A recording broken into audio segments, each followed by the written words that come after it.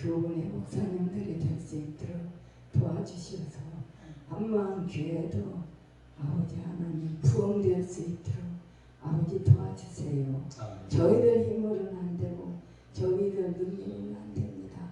아버지 함께 해주셔서 식구가 많은 식구가 올 수 있도록 저희들에게도 강림 되시고 능력 주시옵소서. 아버지 하나님 우리 한마음교회 아버지 성도님들과 저와 다 같이 어린애들까지라도 다 건강 주셔서 한마음교회 아버지 다 소문난 교회가 될 수 있도록 도와주세요. 아버지 코로나19이에요. 우리 아버지 김천 목사님 아버지 기도하시는데 그 기도 말씀 우리 주님께서 들어주실 줄 믿습니다. 믿습니다. 아버지 저는 준비기도도 안 하고 죄를 지었습니다. 아버지 널리 이해해 주시고 지 기도도 들은다와 주시옵소서. 아버지 하나님 모든 예배 시간 아버지께 맡기고 아버지 사랑이 많으신 예수님으로 기도합니다. 아멘.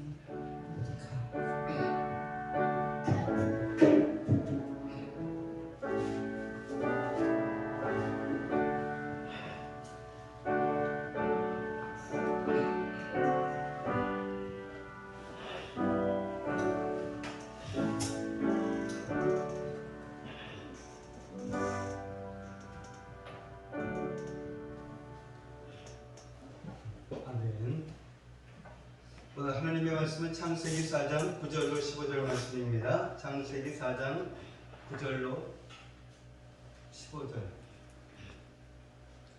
제가 아주 여러 번 한 절 읽겠습니다. 천천히 읽겠습니다. 여호와께서 가인에게 이르시되 내 아우 아벨이 어디 있느냐? 그가 이르되 내가 알지 못하나이다. 내가 내 아우를 지키는 자니이까. 이르시되 내가 무엇을 하였느냐? 내 아우의 핏소리가 땅에서부터 내게 호소하느니라. 땅이 그 입을 벌려 네 손에서부터 네 아우의 피를 받았은즉 내가 땅에서 저주를 받으리니. 내가 밭을 갈아도 땅이 다시는 그 효력을 내게 주지 아니할 것이요 너는 땅에서 피하며 유리하는 자가 되리라. 가인이 여호와께 아뢰되 내 죄벌이 지기가 너무 무거우니이다. 주께서 오늘 이 지면에서 나를 쫓아내시온즉 내가 주의 낯을 배웁지 못하리니 내가 땅에서 피하며 될지라. 물은 나를 만나는 자마다 나를 죽이겠나이다. 함께 읽겠습니다. 여호와께서 그에게 이르시되 그렇지 아니하다. 가인을 죽이는 자는 벌을 7배나 받으리라 하시고 가인에게 표를 주사 그를 만나는 모든 사람에게서 죽임을 면하게 하시니라. 아멘. 아멘. 오늘 하나님의 말씀의 제목은 이 가인과 같은 나를 사랑하신다. 이 가인과 같은 예배를 드린다라고 하면 우리 예배는 형식이 되고 의무가 되고 또한 그 율법이 되고 맙니다. 그래서 이 가인의 예배를 오래 드린 사람일수록 율법적인 그런 신앙생활을 하게 되며 또한 자기 의에 사로잡히게 됩니다. 그래서 조금만 마음에 들지 않으면 이 신경질을 냅니다. 그래서 쉽게 분노합니다.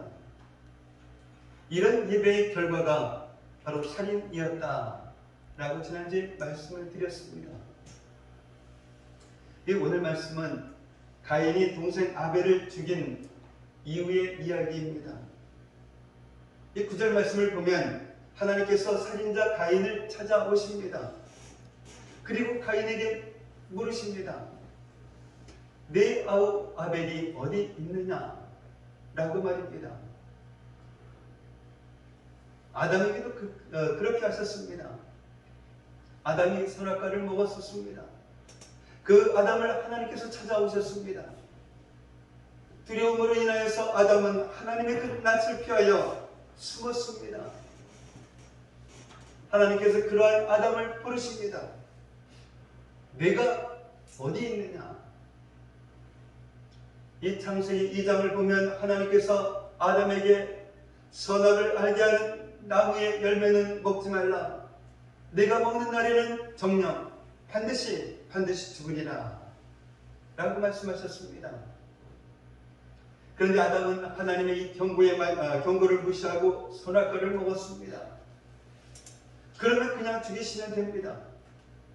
그런데 내가 어디 있느냐 하시면서 아담을 부르십니다.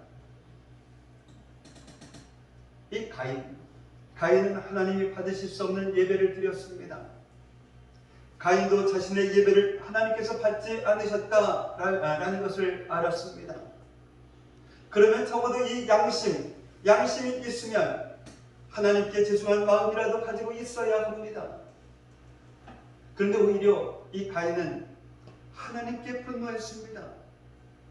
뿐만 아니라 이 말로 아벨을 핍박했습니다. 그래도 아벨이 말을 듣지 않자 이 동생 아벨을 죽였습니다. 이 모든 것을 알고 계시고 보고 계시는 하나님이십니다. 아벨은 의인입니다. 그런 아벨을 죽인 가인이라면 심판하셔야 합니다. 그래야 다시는 이와 같은 그런 악한 일이 생기지 않을 것입니다. 그런데 이 죽이시기는커녕 오히려 가인을 찾아오셨습니다. 그리고 물으십니다. 내 아우 아벨이 어디 있느냐? 저희 처음에는 이 장면이 이해가 되지 않았습니다. 이 머리로는 알겠는데 이 마음으로는 받아들이기가 쉽지가 않았습니다. 그런데 오늘 본문으로 이 설교를 준비하면서 그 이유를 알았습니다. 그것은 제가 가인이라는 사실을 몰랐기 때문입니다. 저는 저 자신을 그냥 아벨이다, 아벨과 같은 그런 사람이다 라고 생각을 했습니다. 그런데 제가 아벨이 아니라 가인이라는 것을 알았습니다. 가인처럼 하나님을 향해서 분노한 적은 없었지만 제 안에는 낙심이 있었습니다. 이 분노와 낙심은 전혀 다른 모습이지만 사실은 이 동전의 앞뒷면과도 같습니다. 이 분노와 또한 낙심의 그 뿌리는 같습니다. 하나님의 그 사랑을 믿지 못하는 그런 마음이 이 겉으로 표출이 되면 그것이 분노입니다. 그런데 이 속으로 나타나면 그것은 낙심입니다. 가인처럼 직접 사람을 죽이지는 않았지만 이 마음속으로 미워했습니다. 하나님께서 나 같은 사람도 용서해 주시고 나 같은 사람도 사랑하신다 라는 그 사실을 잊고 있었던 것입니다. 때로는 그것이 나에게는 당연한 것이다 라고 생각을 했습니다. 여러분은 오늘 이 본문이 이해가 되십니까? 살인자 가인을 찾아오신 하나님, 그 살인자를 죽이지 않고 내 아우 아벨이 어디 있느냐라고 물으시는 그 하나님의 모습에 은혜가 되십니까? 그렇다면 하나님께서 왜 가인을 찾아오시고 왜 가인에게 이렇게 물으셨을까요? 회개하라라는 것입니다. 하나님은 지금 가인에게 회개의 기회를 주시는 것입니다. 회개의 기회를 주시는 그 이유가 무엇입니까? 용서하시고 사랑하시기 위함입니다. 그런데 가인이 무엇이라 대답합니까? 내가 알지 못합니다. 내가 내 아우를 지키는 자니까. 그래도 이 가인의 아버지 아담은 하나님께서 내가 내게 먹지 말라 명한 그 나무 열매를 내가 먹었느냐 라고 물으셨을 때 회개하지는 않았지만 선악과를 먹기는 먹었지만 하와 때문에 먹었다 라고 자신의 죄를 하와에게 전가시켰습니다. 근데 이 가인은 아담보다 더 악하게 대답을 합니다. 모른다는 것입니다. 아담은 그래도 선악과를 먹었다라는 사실만큼은 인정했는데 가인은 아벨을 죽였다라는 그 사실 자체를 부인합니다. 뿐만 아니라 내가 내 아우를 지키는 자니까 라고 하나님께 되묻습니다. 그래도 아담은 하나님을 두려워했습니다. 그래도 아담은 부끄러운 줄 알았습니다. 비록 하나님의 그 말씀을 어기고 선악과를 먹었지만 하나님 앞에서 이 피조물로서의 겸손한 모습을 가졌습니다. 그러나 이 가인에게는 그러한 모습이 없었습니다. 하나님을 두려워하지 않았습니다. 자신의 그 죄를 부끄러워하지도 않았습니다. 심지어는 내가 내 아우를 지키는 자니까 하면서 하나님께 대들고 있습니다. 하나님께서 가인을 찾아오셔서 회개의 기회를 주셨는데 어떻게 하나님의 그 은혜 앞에서 이렇게 오만방자할 수가 있겠습니까? 제가 이 가인이라는 사실을 몰랐을 때에는 이러한 사람, 이러한 가인을 살려두시는 그 하나님이 이해가 되지 않았습니다. 그것도 한 번이 아니라 2번씩이나 말입니다. 하나님을 향해서 내가 내 아우를 지키는 자니까 라고 말하는 것은 이 동생 아벨을 죽인 것보다 더 큰 죄입니다. 그러나 내가 가인이라는 그 사실을 알고 나서는 이 장면에서 가슴을 쓸어내립니다. 만약 이때 하나님께서 가인을 죽이셨다라고 하면 저도 벌써 죽었을 것이기 때문입니다. 왜냐하면 하나님, 내가 왜 그 사람을 용서해야 합니까? 하나님, 내가 왜 저 사람을 사랑해야 합니까? 하나님, 내가 왜 그 사람을 섬겨야 합니까? 라면서 하나님의 그 말씀을 불순종했기 때문입니다. 오늘 본문 11절과 12절 말씀을 보면 가인은 자신이 지은 죄로 인하여서 땅에서 저주를 받았습니다. 이 밭을 갈아도 땅이 예전처럼 농산물을 내지 않게 되었습니다. 이 농사를 지었던 이 가인에게는 충격적인 말씀이었습니다. 그 결과 가인은 피하며 유리하는 그러한 자가 되었습니다. 이 피하며의 이 원어는 이 누아입니다. 누아의 그 의미는 술에 취해서 중심을 잡지 못하고 비틀거릴 때에, 또한 소경같이 길을 찾지 못해서 방황할 때에, 바람에 흔들리는 그 나뭇잎과 그리고 과일이 떨어질 때 사용되었던 그런 단어였습니다. 이러한 이미지를 종합해 본다라고 하면 가인은 첫 번째로 술 취한 사람처럼, 또한 소경처럼 그 인생의 목적을 알지 못한 채 끊임없이 방황하며 살아가게 될 것입니다. 두 번째로 바람에 흔들리는 나뭇잎처럼 작은 일에도 걱정하고 두려워하면서 살아가게 될 것입니다. 세 번째로는 나름대로 열심히 살아보지만 결국은 열매 맺지 못하는 그러한 인생, 허무한 인생이 될 것입니다. 한마디로 유리하는 자로서 살아가게 될 것입니다. 이 유리하는 자는 한 곳에 정착하지 못하고 계속 떠돌아다니는 그러한 사람입니다. 방랑자다라고 말할 수도 있습니다. 이것이 범죄한 인생입니다. 이것이 하나님을 떠난 인생입니다. 이 범죄한 인생, 하나님을 떠난 인생은 첫 번째로 이 방황하면서 살아갑니다. 우리 인생의 목적이 무엇입니까? 인생의 목적을 알기 위해서는 하나님께서 우리를 어떠한 존재로 만드셨는지를 알아야 합니다. 창세기 1장 26절 말씀입니다. 함께 읽겠습니다. 하나님이 이르시되 우리의 형상을 따라 우리의 모양대로 우리가 사람을 만들고. 아멘. 하나님께서 사람을 창조하실 때 하나님의 그 형상을 따라 하나님의 모양대로 사람을 만드셨습니다. 즉, 이 영적인 존재, 인격적인 존재로 창조하셨습니다.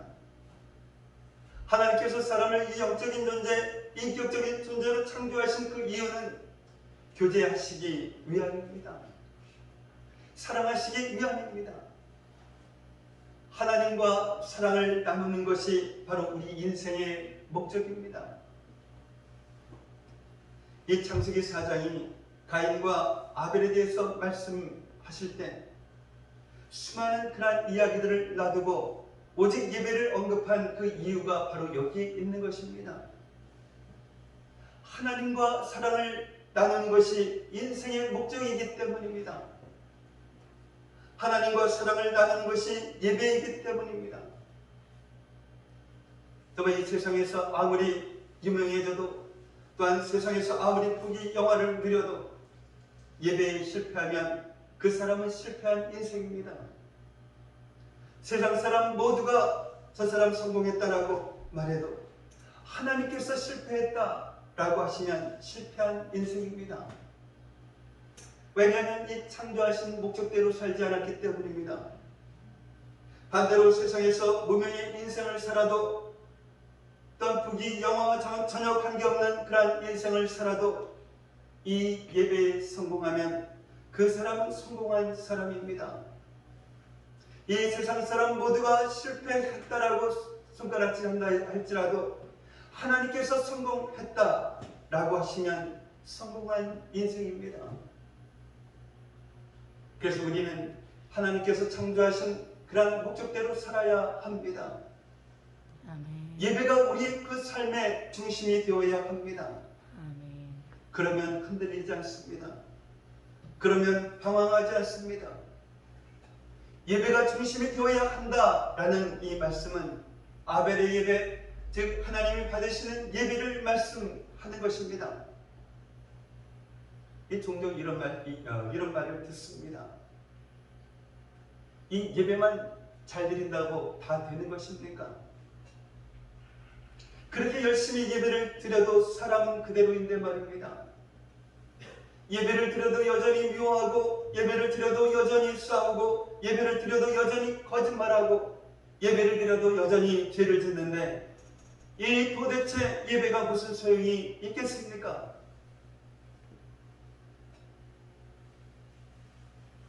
우리의 그 부끄러운 모습을 정확하게 지적하는 말이라 이 마음이 아픕니다. 이 대답할 말이 없습니다. 사실이니까요. 이것이 바로 가인의 예배입니다. 가인은 예배의 실패자였습니다. 예배에 실패하면 예배를 드려도 더 완악해집니다. 예배에 실패하면 더 분노합니다. 그리고 사람을 죽입니다. 근데 아담의 예배를 드리는 그런 사람을 향해서는 예배만 잘 드린다 라고 다 되는 것입니까? 이런 말을 못합니다. 왜 그럴까요? 예배가 그의 그 삶을 바꿔가는 것을 보기 때문입니다. 예배를 통해서 거룩해져가는 그러한 모습을 보기 때문입니다. 사랑의 사람, 용서의 사람으로 변해가는 것을 보기 때문입니다. 그 예배를 통해서 기쁨과 감사의 사람, 그러한 사람으로 변해가는 것을 보기 때문입니다. 그 사람 안에 천국이 있는 것을 보기 때문입니다. 하나님을 떠난 인생, 이 두 번째로는 걱정과 두려움 속에 살아갑니다.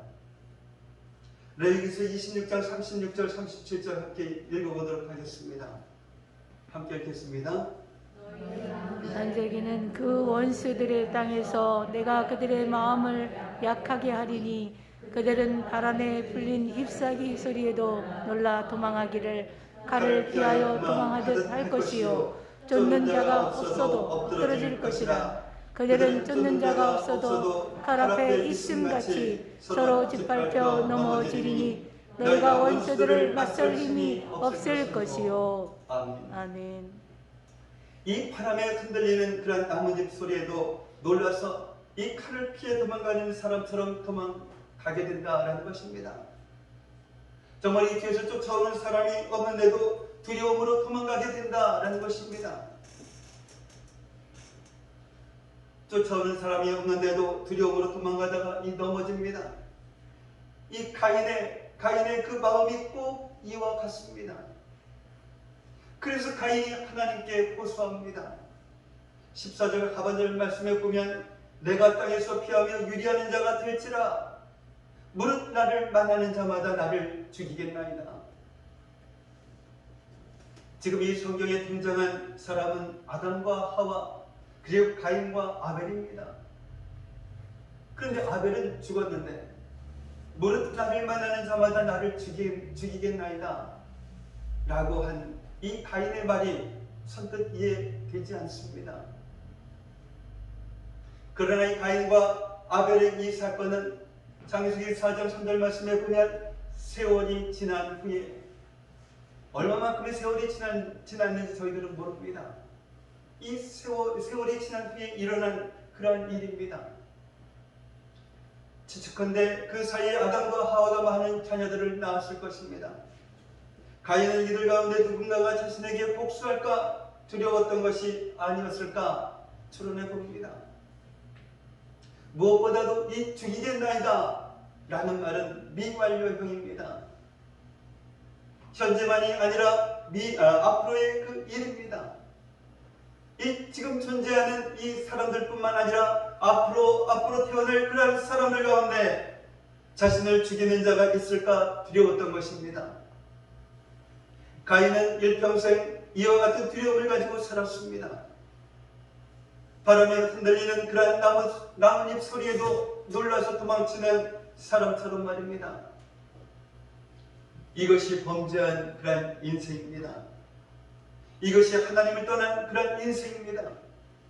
하나님 없는 그러한 인생입니다. 이 먹을 것이 없어서 걱정하는 것이 아닙니다. 마실 것이 없어서 걱정하는 것이 아닙니다. 입을 것이 없어서 걱정하는 것이 아닙니다. 이 먹고 있으면서도 또한 마시면서도 걱정하고 또한 입고 있으면서도 걱정하는 것입니다.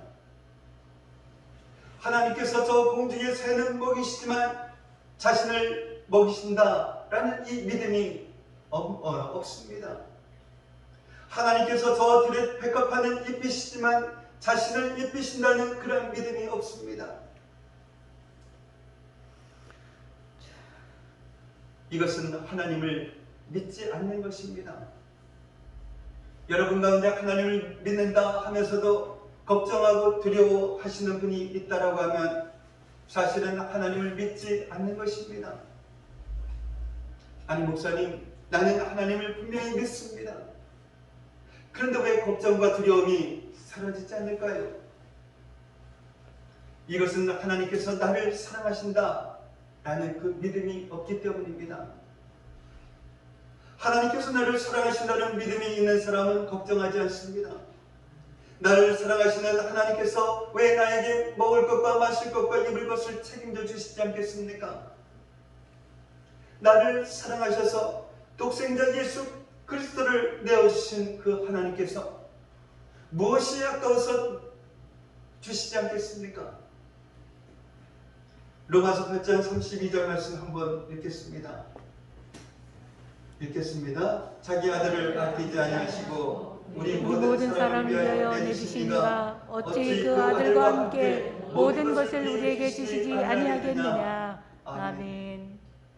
하나님께서 나를 사랑하신다는 이 믿음이 있는 사람은 무서워하지 않습니다. 하나님은 우리를 사랑하십니다. 독생자 예수 그리스도를 주시기까지 우리를 사랑하십니다. 아멘. 예수님을 믿는 사람이라면 더더욱 그렇습니다. 그런데도 왜 걱정하고 두려워하십니까? 인생의 그 목적을 잃어버렸기 때문입니다. 하나님을 사랑하지 않기 때문입니다. 하나님을 사랑하지 않는 사람은 하나님께서 자신을 사랑하시는 것을 느끼지 못합니다.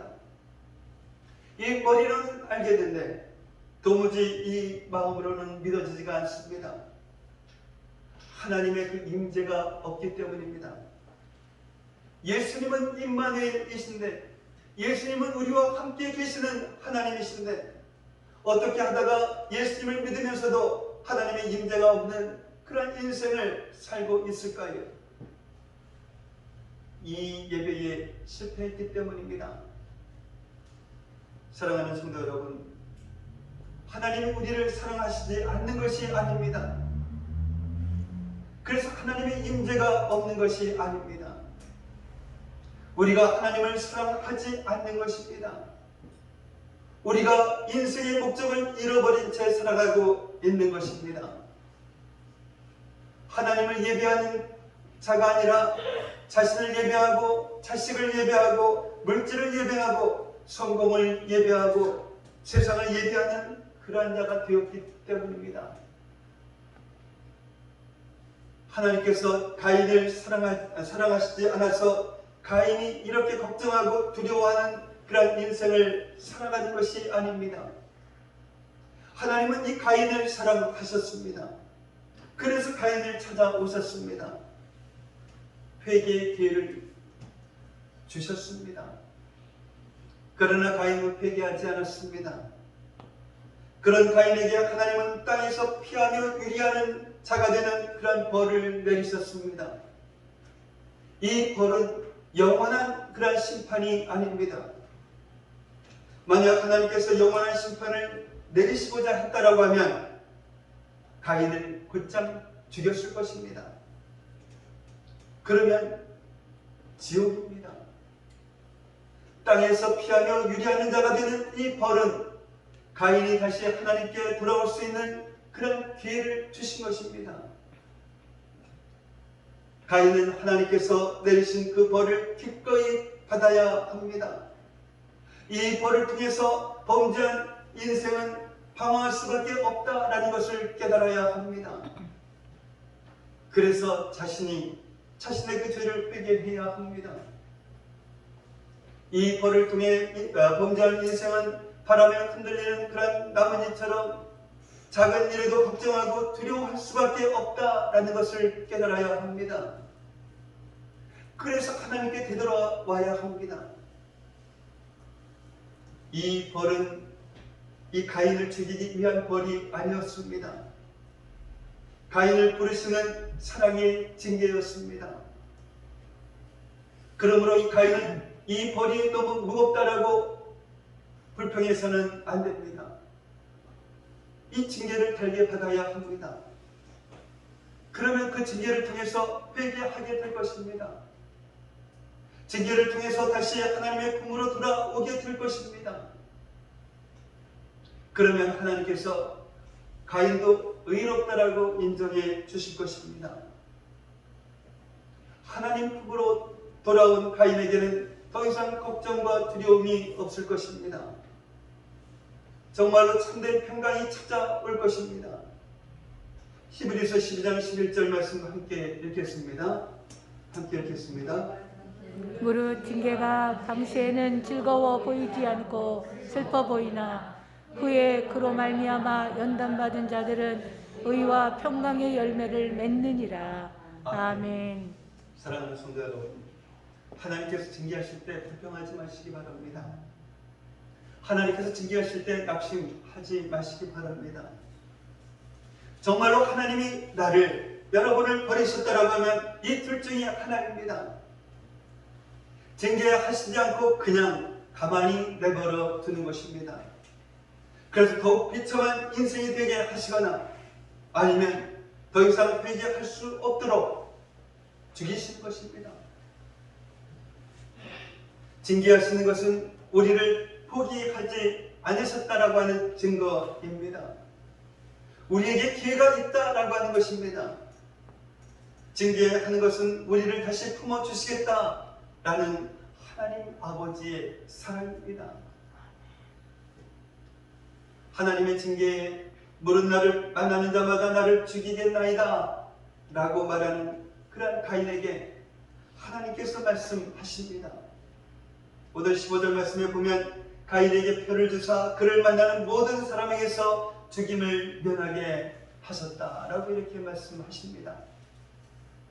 하나님께서 이 가인에게 주신 표는 크게 두 가지 의미가 있습니다.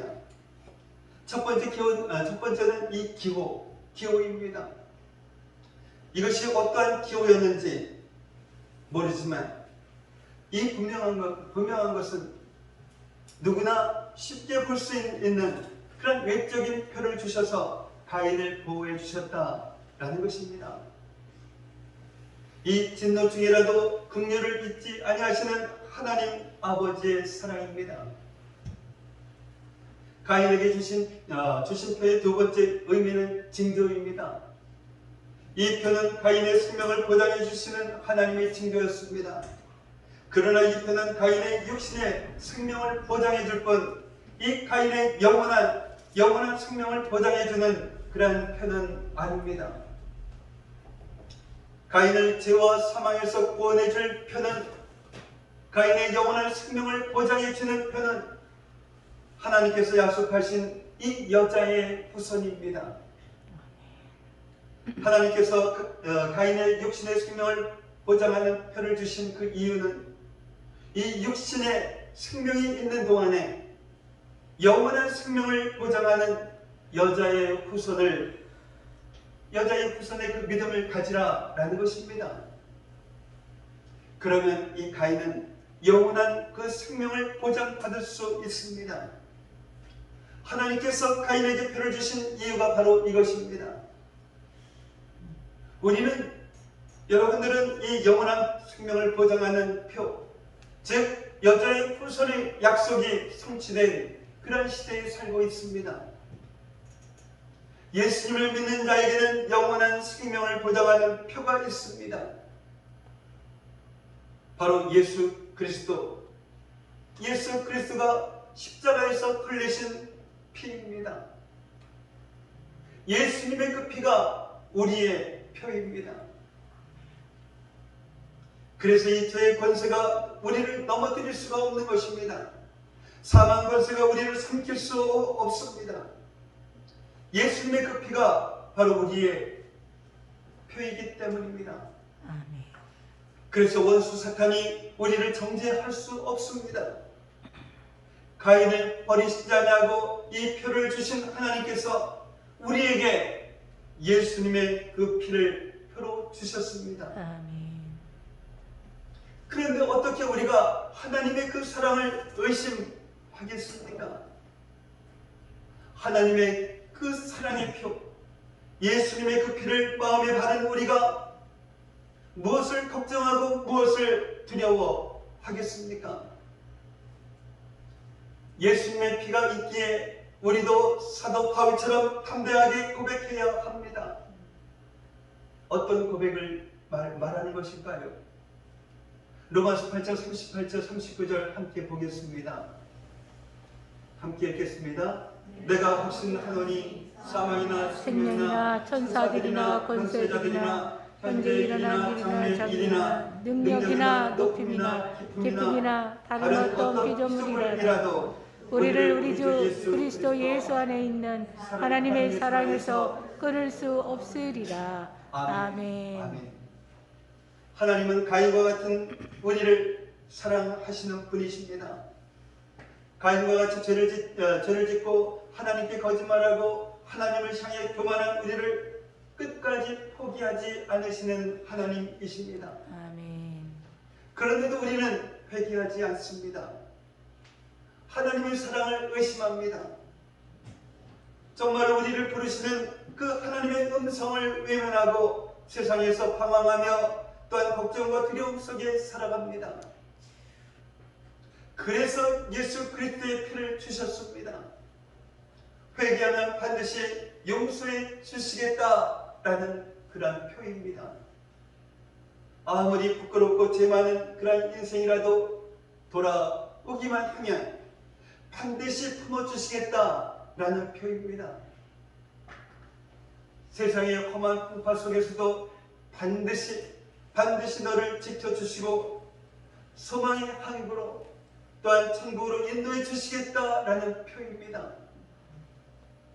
오늘 이 시간 하나님께서 우리에게 주신 이 표, 예수 그리스도의 그 보혈을 의지하여서 하나님 앞으로 나아가시는 여러분 되시기를 바랍니다. 아멘. 인생의 방황이 끝나고 모든 걱정과 두려움에서 벗어나 참된 평안과 기쁨과 자유를 주시는 하나님, 정말로 이 가인과 같은 우리를 사랑하시는 하나님 앞으로 나아가시는 그런 저와 여러분들이 되시기를 예수님의 이름으로 축복합니다. 아멘. 기도합니다.